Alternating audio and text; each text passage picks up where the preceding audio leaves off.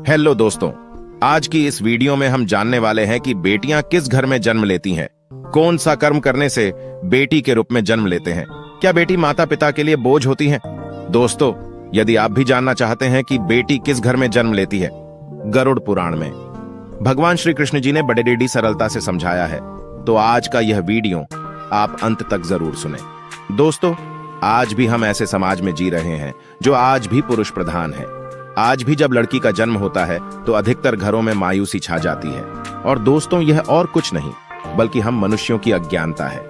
परंतु आपको जानकर हैरानी होगी, लड़की का जन्म हर किसी के घर में नहीं होता, बल्कि उसी के घर होता है जो भाग्यशाली होते हैं और अपने अपने पुण्य कर्म अर्जित किए होते हैं। और आज हम आपको यही बताने जा रहे हैं कि भगवान कैसे घरों में लड़की का जन्म देने के लिए चुनते हैं, और वह कौन से पुण्य कर्म है जिसकी वजह से कोई भी इंसान बेटी के माँ बाप बनते हैं।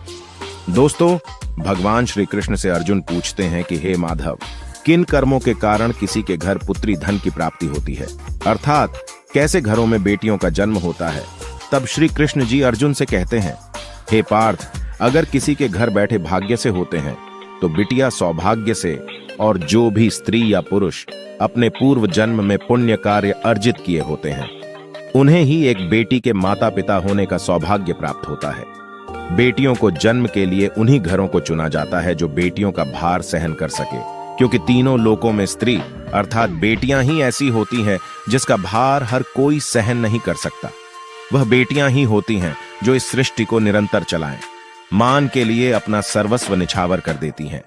हे अर्जुन, पर जिस दिन इस सृष्टि में बेटियों का जन्म लेना रुक जाएगा, उस दिन सृष्टि भी और धीरे धीरे इस सृष्टि का अंत हो जाएगा। दोस्तों, भगवान श्री कृष्ण जी के इन बातों पर गौर किया जाए तो इनका कहा बिल्कुल सही है, क्योंकि बेटियां अगर नहीं होंगी तो किसी का भी वंश आगे नहीं बढ़ पाता। दोस्तों, आपने भी कई लोगों को कहते सुना होगा कि जिस घर में बेटी का जन्म होता है वह घर स्वर्ग के समान होता है, क्योंकि बेटा तो केवल एक कुल को रोशन करता है, बेटियां तो दो कुलों को रोशन करती हैं।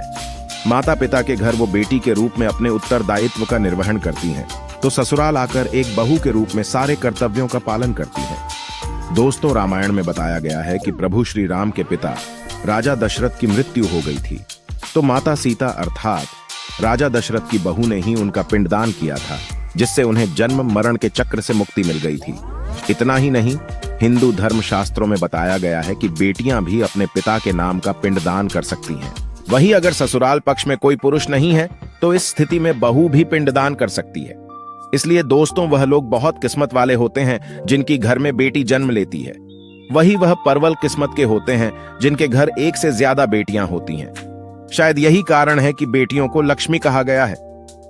दोस्तों, बहुत से लोगों की सोच यही होती है, बेटी है तो बिना समय गंवाएं और इस पर पढ़ाई में पैसे लगाए जल्द से जल्द शादी कर दो। लेकिन यह सोच एक बेटी के भविष्य को बर्बाद कर देती है।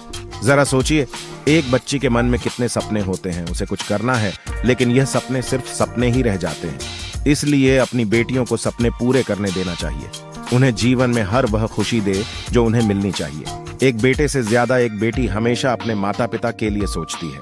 माता पिता को प्यार और अपनापन बेटी ही दिखा सकती है। बेटी के जन्म को एक जश्न की तरह मनाना चाहिए। माता पिता को बेटी को हमेशा एहसास दिलाना चाहिए, कितने खास है बेटियां, क्या बेटी माता पिता के लिए बोझ होती क्या। दोस्तों, आगे सुनने से पहले हमारे वीडियो को लाइक, शेयर और सब्सक्राइब जरूर कर दीजिए। दोस्तों, बेटी कभी भी बाप पर बोझ नहीं होती, वह सिर्फ अपनी और अपने परिवार की किस्मत बनाने के लिए जन्म लेती है। एक कथा के अनुसार 2 मित्र रामू और दीनू लंबे समय के बाद एक दूसरे से मिले। रामू ने दीनू से उसका हाल पूछा तो जवाब में दीनू ने कहा कि मेरे हाल तो एकदम बढ़िया है, और हो भी क्यों ना, मेरे 2 बेटे जो है। तभी वह दीनू रामू से पूछता कि तेरे घर में कितने बच्चे हैं, तो रामू खुशी के साथ बताता है कि मेरे घर में 2 बेटियां हैं। फिर दीनू भगवान का शुक्रिया अदा करता हुआ कहता है कि मैं धन्य हूं, मेरे घर बेटियां नहीं हैं। यह सुनकर रामू की आंखों में आंसू आ गए। तभी रामू की बेटी दीनू से कहती है कि अंकल, भगवान हमेशा भाग्यवान को ही बेटी देते हैं। भगवान उसी को पुत्री का सुख देते हैं जिसके अंदर पालने की सामर्थ्यता होती है, जो गरीब होकर भी अपनी बेटी को पाल सकता है। तब दीनू एकदम चुप ही हो गया। एक बार स्वामी विवेकानंद वैष्णो देवी की सीढ़ियां चल रहे थे। बगल से किसान अपनी बेटी को कंधे में बिठाए चढ़ाई चल रहा था।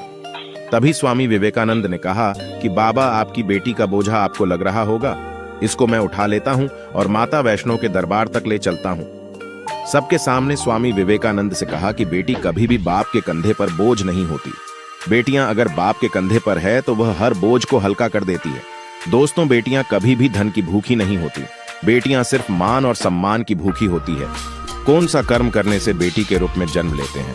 अब सोचने वाली बात है कि कौन से कर्म के बाद बेटी किसी के घर लड़की के रूप में जन्म लेती है और उनके घर के लिए लक्ष्मी का रूप साबित होती है। गरुड़ पुराण में बताया गया है कि जब आत्मा को नया जन्म मिलता है तब आत्मा को शरीर के अनुसार व्यवहार में चलकर अपने कर्म करने होते हैं। शरीर के जरिए कर्म करके कि एक आत्मा अपने जन्म के उद्देश्य को सार्थक भी बना सकती है और निरर्थक भी, यदि कोई पुरुष महिलाओं का आचरण करता है, स्वभाव में महिलाओं वाली आदतें ले आता है या वही काम करना चाहता है तो एक महिला को करना चाहिए, तो ऐसे ही पुरुषों का आत्म स्त्री का शरीर धारण करती है। वहीं गरुड़ पुराण में बताया गया है, यदि कोई व्यक्ति मृत्यु के अंतिम क्षण में किसी स्त्री को याद करते हुए प्राण त्यागता है तो वह अगले जन्म स्त्री के रूप में जन्म लेता है।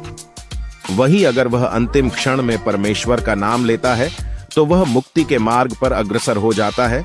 तो दोस्तों, आज की इस वीडियो में बस इतना ही। आपको वीडियो पसंद आई हो तो लाइक सब्सक्राइब कर दीजिएगा।